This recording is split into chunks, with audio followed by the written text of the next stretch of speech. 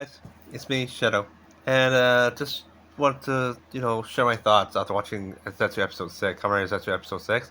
Holy shit, there's a lot of stuff here. For one, I want to talk a little bit about what Nox talks about at the end of episode 5. Those four things. Now, I know that some people think that those capsules refer to a different ability, which I agree with. But I always feel those four powers are more categories, right? So, like the red capsules represent the physical body, stuff, right? Right, and you can tell which category they fall under based on the color of the color of their capsule, right?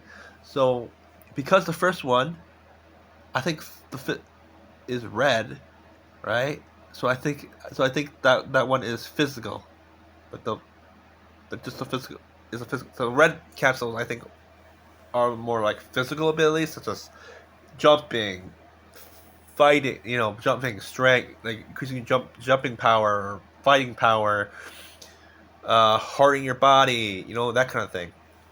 Where blue capsules I think are mental, where it's like projections, clones, cloning, uh, and stuff like that. It's like that. That's what I feel like. Right. That's what I feel like so far. Is that that those four things are going to be categories for Zetsu's power. So red is physical and blue is mental. I mean, red is body, blue is mind, and sure, I have to go back and watch episode 5 and see what the other two ones are. Two ones are. All right. And I think one is soul, and then the other is something else.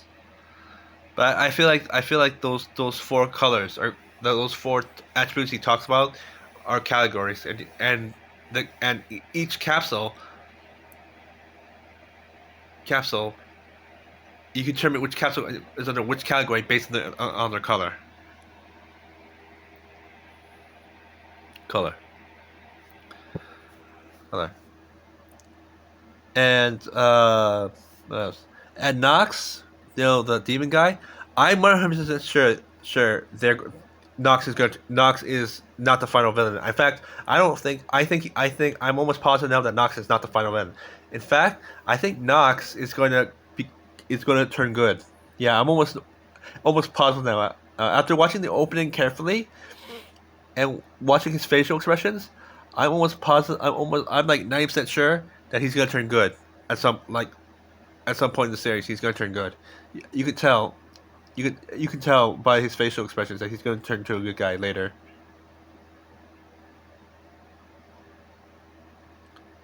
And I can't. And about the sister, and I think the sisters might actually join the team. Yeah, as join the team as well. Maybe not as a common writer, but definitely as a sidekick or something. Later down the line, I'm almost positive that she's going to join the team as as some type of sidekick. Like I think she's gonna have a similar role to the boss lady in Kamen Rider. What was the last series? Uh, the Candy guy. What was his name again? I can't seem to remember his name now. Gamu or whatever. Anyway, like the previous series, the boss lady. I think the sister's gonna have a similar role where she's not gonna become a writer, but she's gonna like be support. I really feel that's the case. And as for Nemu, holy shit, I could not be more wrong about Nemu. I thought Nemu was gonna be like some type of mutant or something with dream powers, and that's the reason why she she powers, and she has some type of like connection to Zetsu, but after watching episode 6, the whole thing, turns out that Nemu is actually just a comatose patient, which really blew my mind. I was not expecting that. I was not expecting that. Like I said, I was expecting her to be like some type of goddess or something, like some dream goddess or a mutant with dream powers. That's what I'm expecting. But her being a comatose patient was something I was not expecting. Not even a little bit. I won't lie. I was not expecting that at all. In fact, it wasn't something I was expecting at all. It to the point where it surprised me. It literally surprised me. I was not expecting that at all. Oh, and according and if the next episode preview says anything, yeah, it's she's in a comatose because I think she tried to I think she tried to save her president, her agency president from an accident, but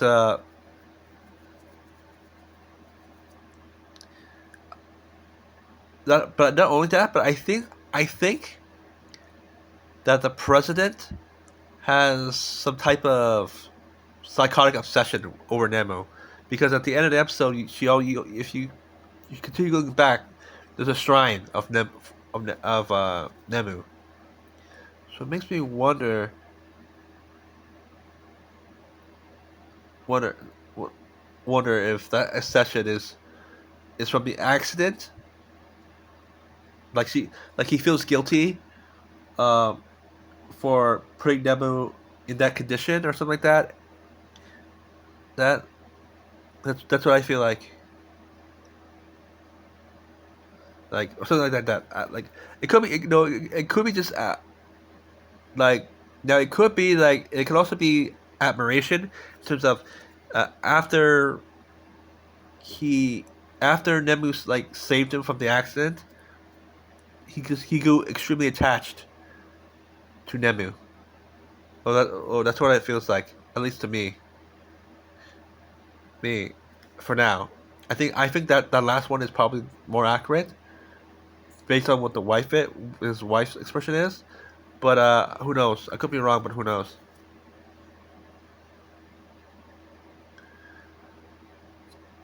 Knows. Knows. So I think that's so. We talked about what I think about the powers are. We talked about Nemu. So I think Nemu is nothing. So I not so I don't think Nemu is like any type of like spiritual being or mutant anymore. I think after watching episode 6 and realizing that she's a comatose patient, I think she's just a normal human who, due to the accident, she can't leave the valley. Now I don't. Here's the thing. I don't know. Oh, if she can't leave or she's too scared to leave, and that fear is putting her in this like limbo like state where she can't like she just wanders around dreams, right? Because that actually could be it. That could be it. Like she's in but because of her fear of going back, like waking up and I don't know, I can't really explain it, but I feel like that fear is what's anchoring her to the world of dreams to the point where she's wandering around dreams because she's a comatose to a being a comatose patient. I have a feeling that the next episode is going to be about just him trying to help Nemu kind of just come to acceptance, accept it, and try to wake up, right? And you know, accept it and try to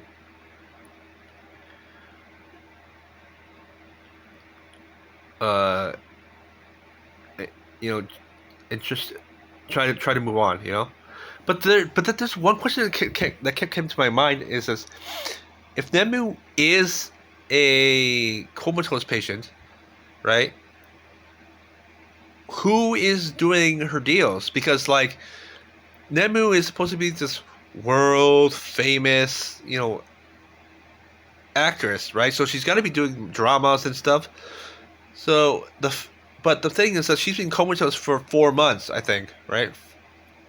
I think it's 4 years or 4 months, right? So like, and and keep in mind, Nemu is popular, right? So like, so there's gotta be some people. So it's odd that her condition is not known, because seeing as how she's like award-winning actress and has a whole bunch of fans and everyone loves her. So it's odd that if that's the case that her condition is her condition is hidden. I'm gonna assume it's hidden, right? Based on her reaction, if you watch episode 6, right? So I don't get it. Like how can no one know that she's a comatose victim?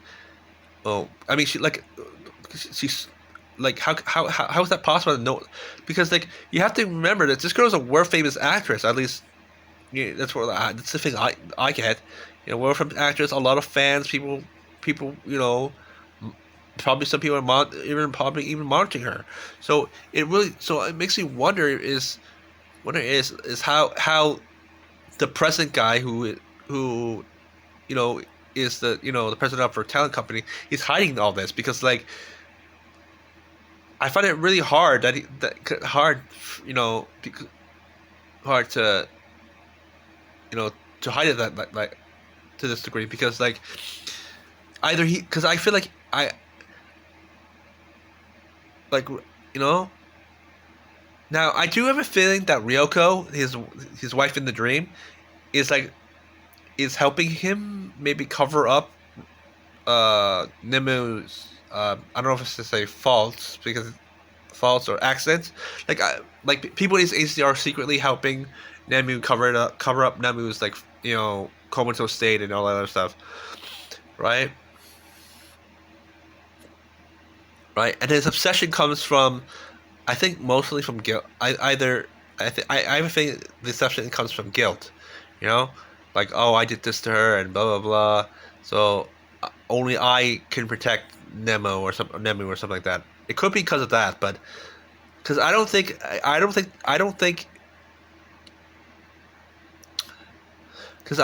that shrine is due to love or anything like that. I don't really feel like it is. I feel like it's more guilt, because there are some, like, because there I know some people might see the shrine and think, oh well, uh, you know, have some topics, but the thing that that is that you have to really think it through, because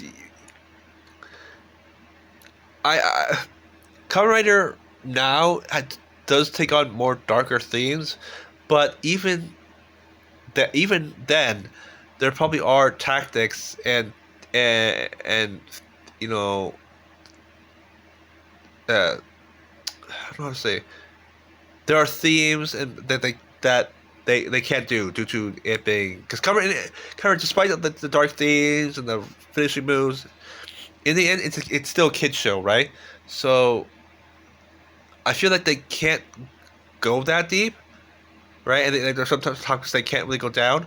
So I feel like that limits possible routes, you know.